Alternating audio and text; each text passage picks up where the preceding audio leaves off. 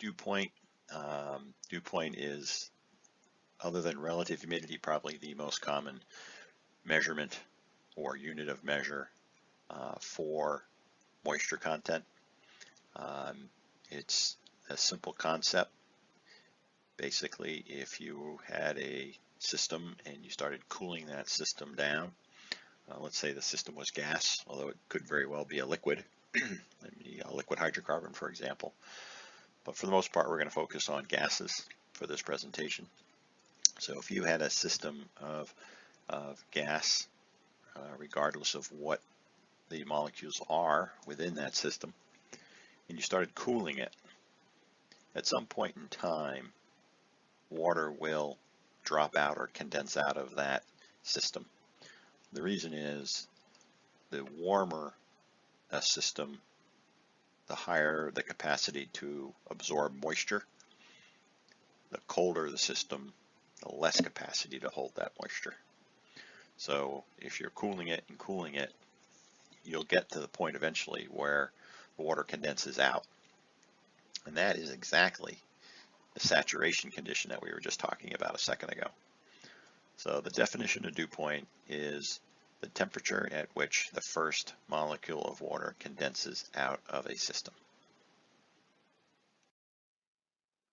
Frost point is, well, or has the same definition, except for if the temperature drops below freezing, 0 centigrade or 32 Fahrenheit, then when the water condenses out, it'll condense out as ice or frost.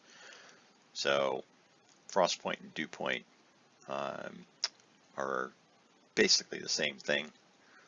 It's just a matter of whether, when the water condenses, whether it condenses as liquid water or it condenses frozen as ice or frost. There is some special conditions where you can have water condense out of a gas below 0 centigrade and it won't freeze. So it could be a liquid dew point below 0, but it takes a very clean system, no contaminants, no vibration. It's a fairly special circumstance where that occurs, and it's referred to as supercooled water. That's a special condition that needs to be looked into when you're dealing with the higher accuracy moisture measurement techniques such as chilled mirror hygrometers. When you're dealing with most industrial applications where things aren't that clean and there are vibrations, the likelihood of supercooled water forming is very, very small. And therefore, in those types of applications,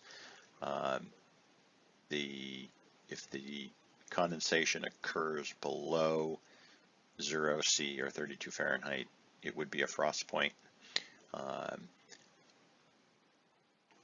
To go a little further, just because you'll come across this, it is also very common for people to not use the frost point term, and they'll use the dew point term even below 0 centigrade or 32 Fahrenheit. So just be aware of that. So in most industrial applications, if you're below 0, it would be a frost point, but don't be surprised if people refer to it as dew point. In fact, I might end up doing that at some point during this conversation or during this training presentation.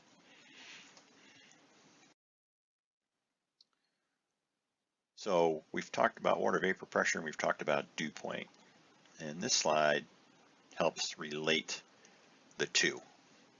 There's actually a one-to-one correspondence between water vapor pressure and dew point. If you know one, you know the other.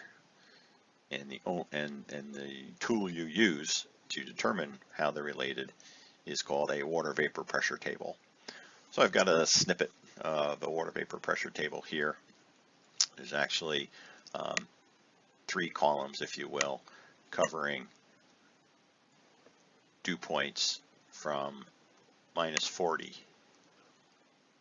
Fahrenheit all the way up to 450 Fahrenheit. So it's just a snippet of the table. And you'll see that at a minus 40 Fahrenheit dew point, the water vapor pressure is 0.00379 inches of mercury, or in terms of pounds per square inch, 0.00186. So by looking at the table, you can clearly see that for every dew point there is a specific water vapor pressure. It doesn't get any trickier than that.